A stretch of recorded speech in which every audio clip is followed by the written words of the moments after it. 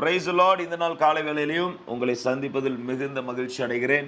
பிரியமானவர்களே, ரோமர் 8வது அதிகாரத்தில் இருக்கிற 32வது வசனத்தில் ஆண்டவர் இப்படி சொல்லியிருக்கிறாரு, தன்னுடைய சொந்த குமாரன் என்று கூட பாராமல் அவரையே நமக்காக கொடுத்தவர். God did not spared his son. இங்கிலீஷில் இருக்கும், God did not spared his son. தன் சொந்த குமாரன், தன்னுடைய மகன் என்று கூட பாராமல் அவரையே நமக்காக கொடுத்திருக்கிறார் இல்லையா? அப்போ என்ன பண்ணுவார்? அவரே கொடுத்தவர் எல்லாத்தையும் கொடுப்பாருன்னு சொல்கிறாரு. பவுல் சொல்கிறாரு, இருக்கிறதுலே பெஸ்ட்டை கொடுத்துட்டாரு, அதுக்கப்புறம் வர வேண்டியதெல்லாம் தன்னால் வரப்போகுது. மகனையே நீ தந்தீரையா, மற்ற அனைத்தும் தருவீரையா.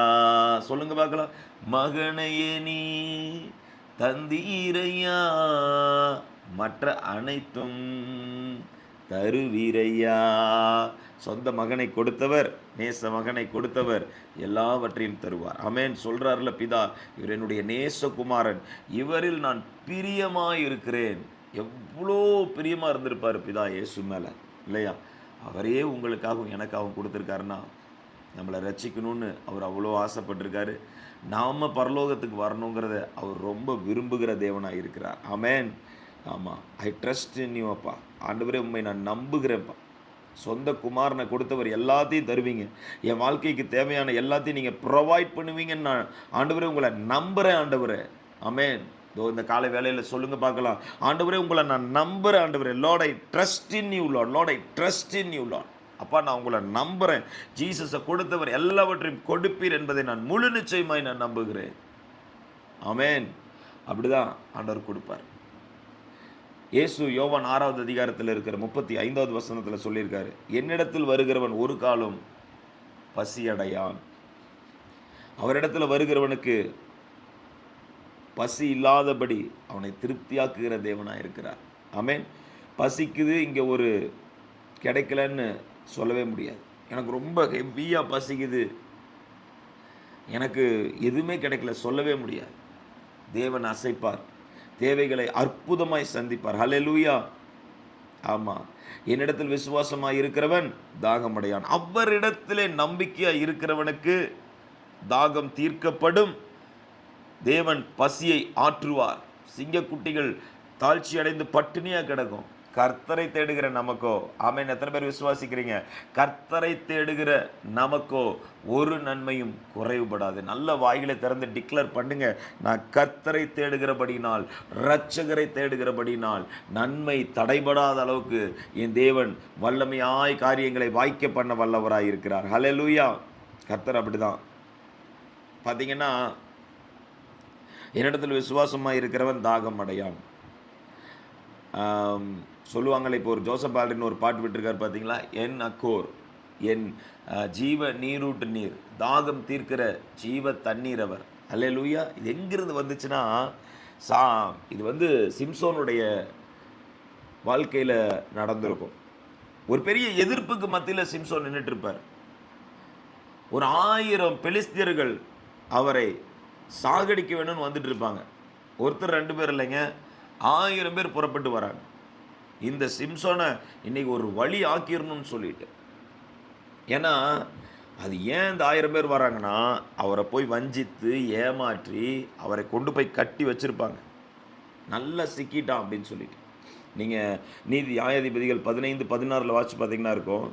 அப்பொழுது சிம்சோன் கழுதையின் தாடை எலும்பினால் குவியலாக பட்டு கிடக்கிறார்கள். கழுதையின் தாடை எலும்பினால் 1000 பேரை கொன்றான். ஒரு கழுதையுடைய தாடை எலும்பை எடுத்து 1000 பேரை அடித்திருக்கிறார் சிம்சோன். ஹல்லேலூயா. எத்தனை பிசாசு வந்தாலும் சொல்லுங்க, எத்தனை பிசாசு வந்தாலும் அடித்து விரத்த நம்ம இடத்துல தாடை எலும்பில் இயேசுவின் ரத்தம் இருக்கிறது, இயேசுவின் நாமம் இருக்கிறது. ஒரு ஆமென் சொல்லுங்களேன்.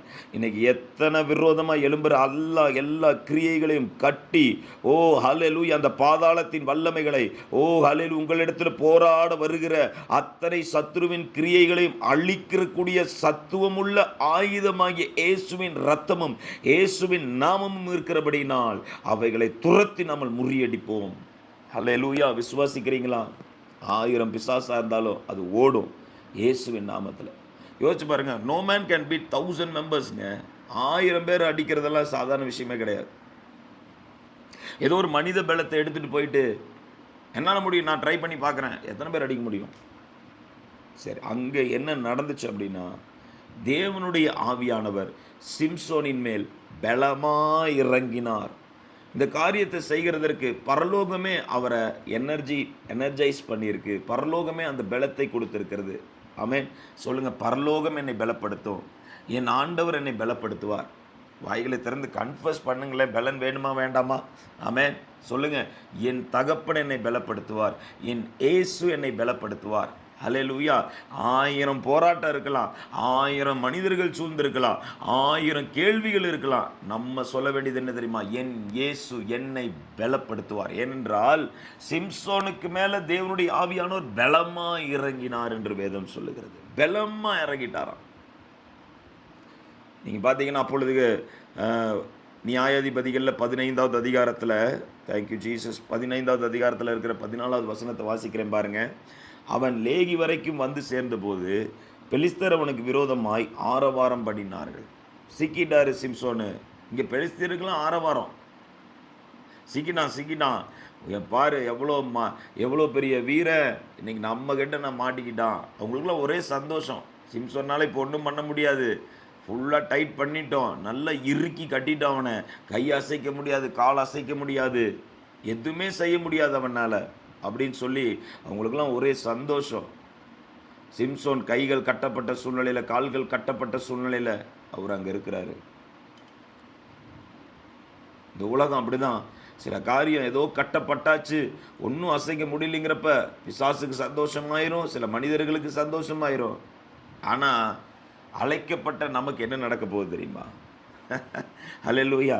அப்பொழுது கர்த்தருடைய ஆவி அவன் மேல் பலமாய் இறங்கினதினால், ஆண்டவர் சொல்றார், நான் என் ஆவியை கொண்டு அனுப்புகிறேன். பலத்தாலெல்லாம் செய்ய முடியாது, பராக்கிரமத்தினாலாம் செய்ய முடியாது. தோ என் மகன் சிம்சோனுக்கு மேலே என்னுடைய ஆவியை அனுப்புகிறேன். என்னுடைய மகன் சிம்சோனுக்கு மேலே ஆவி அனுப்பப்படும் பொழுது அவனை சுற்றி எவ்வளோ ஸ்ட்ராங்காக கட்டி வச்சுருந்தாலும் அது நெருப்புல பட்ட நூல் மாதிரி அப்படியே அந்து விழுந்துருச்சு. ஹல்லேலூயா. எவ்வளோ ஸ்ட்ராங்காக சாத்தான் கட்ட முடியுமோ அவன் கட்டி வச்சுருப்பான். ஆனால் தேவனுடைய ஆவியானவர் இறங்கும் போது, ஒரு ஆமென் சொல்லுங்களேன். அந்த மகிமையான நேரம் அதுதான். தேவனுடைய ஆவியானவர் இறங்கும் போது, அந்த அபிஷேகம் இறங்கும் போது, கர்த்தருடைய மகிமை இறங்கும் போது, அது எவ்வளோ ஸ்ட்ராங்காக இருக்கிற கட்டாக இருந்தாலும் ஹல்லேலூயா, நெருப்புலப்பட்ட நூல் மாதிரி அப்படியே வெந்து அப்படியே கீழே விழுந்துடும். ஹல்லேலூயா. கர்த்தர் நம்மை பலப்படுத்துகிறவராக இருக்கிறார். நம்மை பலப்படுத்துகிற கிறிஸ்துவினாலே எந்த போராட்டத்தை உடைத்தெறிந்து விட்டு நம்மால் வர முடியும். 1000 பேர் கொள்றது நார்மல் ஹியூமனால் இல்லை, ஆனால் தெரிந்து கொள்ளப்பட்டவனால் முடியும். தெரிந்து கொள்ளப்பட்டவன் எந்த போராட்டத்தையும் ஜெயிக்க வல்லமை உடையவனாய் கர்த்தர் அவனை எக்யூப் பண்ணுவார். ஆமென். ஏதோ நான் பலசாலியாக இருக்கிறதுனால நான் ஜெயிக்கலை, ஏதோ எனக்கு அறிவு இருக்கிறதுனால, புத்தி இருக்கிறதுனால, ஞானம் இருக்கிறதுனால கிடையாது, தெரிந்து கொள்ளப்பட்டதுனால. ஆமென். இன்னைக்கு நீங்கள் செய்கிற வேலை உங்களுக்கு இருக்கிற அறிவினாலேயோ உங்களுக்கு இருக்கிற பலத்தினாலேயோ கிடையாது. இன்னைக்கு நடத்திட்டு இருக்கிற காரியங்கள், நீங்கள் செய்கிறது எல்லாமே கர்த்தர் உங்களை சூஸ் பண்ணி உங்களை செய்ய வைக்கிறதுனால நீங்கள் செய்கிறீங்க. அல்லேலூயா. இன்னும் செய்வீங்க. இன்னும் கர்த்தர் பயங்கரமாக உங்களை கொண்டு பெரிய பெரிய திட்டங்களை வச்சிருக்கிறார். ஆமென். சொல்லுங்கள், கர்த்தர் என்னை கொண்டு பெரிய திட்டங்களை வச்சிருக்கார். எப்படி நடக்கும்? கர்த்தருடைய ஆவியானவர் இறங்கும் போது. அல்லேலூயா. கர்த்தருடைய ஆவியானவர் இறங்கும் பொழுது எல்லாம் சரி. இதெல்லாம் நடக்கும்போது 1000 பேர் அடித்து ஒன்றும் இல்லாமல் போயிட்டாங்க. சிம்சோன் பலமாக அந்த இடத்துல ஆப்ரேஷன் பண்ணியிருக்காரு. சரி, ஓகே. இப்போது ஜட்ஜஸ் 15வது அதிகாரத்தில் இருக்கிற 19வது வசனத்தில் இருக்கும், Samson was thirst now after defeating 1000 men. 1000 பேரை அடித்த பிறகு அவருக்கு பயங்கரமான இன்னும் பயங்கரமாக தர்ஸ்ட் ஆயிடுச்சு. அப்படியே அவருடைய அந்த சோல் ஃபுல்லாக பயங்கர டயர்ட் ஆகிடுச்சு. யோசிச்சு பாருங்களேன், ஒரு சின்ன வேலை செஞ்சாவே நமக்கு டயர்டாக இருக்கும். 1000 பேர் அடித்ததுக்கப்புறம் அவர் அப்படியே நிதானமே இல்லை. அவருக்கு அடித்து முடிச்சோன்னா அப்படியே கீழே விழுந்துட்டார். எல்லா எதிரிகளையும் முடிச்சாச்சு, இப்போ என்னால் முடியல. அதான் சொல்கிறேன், ஹார்ட் ஒர்க் பண்ணுறதெல்லாம் கரெக்டு தான். ஹார்ட் ஒர்க் பண்ணுறாங்க, ஒரு சிலர் ஜெயிக்கிறாங்க. ஆனால் என்ன ஹார்ட் ஒர்க் பண்ணாலும் தேவனுடைய தயவுங்கிறது ரொம்ப ரொம்ப முக்கியம். நம்ம அதை நல்லா புரிஞ்சுக்கணும். இந்த இடத்துல சிம்சோன் 1000 பேரை அடிச்சுட்டு பயங்கர தாகத்தில் இருக்கார். இப்போ ஹார்ட் ஒர்க் பண்ணி போய் தண்ணி எங்கே இருக்குங்க தேடி கண்டுபிடிக்க முடியுமா? இப்போ தேவை என்ன? தேவ தயவு. ஆமென். அப்படியே படுத்துட்டு ஜெபம் பண்ணுறாரு, ஆண்டவரே என்னால் முடியல, நான் அந்த தாகத்தில் செத்துருவோம் போல இருக்கேங்கிறாரு. அந்த இடத்துல அந்த கழுதை தாடை எலும்புக்குள்ளே இருந்து அல்லேலூயா அந்த நிலத்திலிருந்து தண்ணீரை வர வைக்கிறார் தேவன். தாகம் தீர்க்கிற தண்ணீர் அந்த இடத்துலேருந்து புறப்படுது. அல்லேலூயா. வித்தியாசமான முறையில் செய்கிறாரா, இயற்கைக்கு அப்பாற்பட்ட வகையில் செய்கிறார் ஆண்டவர். ஆமென். சொல்லுங்க, அப்பா என் வாழ்க்கையில் இயற்கைக்கு அப்பாற்பட்ட வகையில் செய்வார். அல்லேலூயா. நேச்சுரல் ஸ்டாப் ஆனால் சூப்பர் நேச்சுரல் ஆரம்பிக்கும். அல்லேலூயா. நேச்சுரலான சோர்ஸ் எல்லாம் கட் ஆயிடுச்சுன்னு சொல்லி வேதனையோடு இருக்கிறீங்களா? கர்த்தர் உங்களுக்கு சூப்பர் நேச்சுரலாக காரியத்தை ப்ரொவைட் பண்ணுவார். அல்லேலூயா. He will do it for his chosen people. அவரால் தெரிந்து கொள்ளப்பட்ட ஜனத்திற்கு அவர் ஒரு புதிய காரியத்தை செய்வார். இந்த இடத்துல தண்ணியை பார்த்தோன்னே சிம்சோனுக்கு ஒரே சந்தோஷம். தண்ணியை குடிச்சு தாகத்தை தீர்த்துக்கிட்டாரு. அல்லேலூயா. என் ஜீவ தண்ணீரப்பா நீங்க, எங்களுடைய ஜீவ தண்ணீரப்பா நீங்க. நீங்க சொன்ன மாதிரி தான் ஆண்டவரே, என்னிடத்தில் வருகிறவன் தாகம் அடையான். அது எப்பேற்பட்ட தாகமான சூழ்நிலையா இருந்தாலும் ஒரு ஊற்று எங்க இருந்தாலும் திறக்கும். விசுவாசிக்கிறீங்களா? அல்லேலூயா. எனக்கு ஊற்று நான் எங்க இருந்தாலும் கர்த்தர் அதை திறக்க வல்லவராக இருக்கிறார். இன்னும் நிறைய சாட்சி சொல்ல முடியும். நம்முடைய தாமஸ் கூட பார்த்தீங்கன்னா கன்னியாகுமரியில் இருக்கும்போது ஒரு இடத்துல பாறைக்குள்ளே உப்பு தண்ணி இருக்கிற கடலுக்கு பக்கத்தில் ஒரு இடத்துல இருக்கும்போது தண்ணியே இல்லாத ஒரு சூழ்நிலை வரும்போது சும்மா நிலத்தை அப்படி தோண்டின போது அங்கேருந்து தண்ணி வந்துச்சான். சும்மா குச்சி வச்சு நிலத்தை தோண்டும் போது அங்கேருந்து தண்ணி வர வச்சார். அல்லேலூயா. நிறைய சம்பவங்கள் நம்ம இந்தியாவிலேயே கர்த்தர் நடத்தியிருக்காரு. ஆமென். இந்தியாவிலேயே அன்னைக்கு செஞ்சவர் இன்னைக்கு இயேசுவின் நாமத்தில் உங்களுக்கு நடக்காதா? அல்லேலூயா. இயற்கைக்கு அப்பாற்பட்டதை கர்த்தர் செய்கிறவருங்க. சாதாரணமானவரை நீங்கள் ஆராதிக்கலை, வானத்தை பூமி படைத்தவரை நீங்கள் ஆராதிக்கிறபடினால் அவர் தன்னுடைய மகிமை உங்கள் வாழ்க்கையில் நிச்சயமாக வெளிப்படுத்துவார். உங்கள் தாகத்தை தீர்ப்பார், உங்கள் பசியை ஆற்றுவார். உங்களுக்கு என்ன தாகம் இருக்குது, உங்கள் குடும்பத்தை குறித்து, உங்கள் பிள்ளைங்களை குறித்து, உங்கள் பிஸ்னஸை குறித்து என்ன ஒரு தாகத்தில் இருக்கிறீங்க, இந்த காரியம் நடக்கணுமேங்கிறது தான் தாகத்தை தேவன் தீர்த்து வைக்க வல்லவராக இருக்கிறார். அல்லேலூயா. தேவனாகிய கர்த்தர் தாமே நம்ம யாவரையும் ஆசீர்வதிப்பார். கண்களை மூடி நம்ம ஜெபித்து முடிக்கலாமா? தேங்க்யூ ஆண்டவரே. பரிசுத்த பிதாவே, உமக்கு நாங்கள் நன்றி சொல்லுகிறோம். இயேசுவின் நாமத்தினாலே ஆண்டவரே உமக்கு நன்றி சொல்லுகிறோம் அப்பா. கோடான கோடி நன்றி.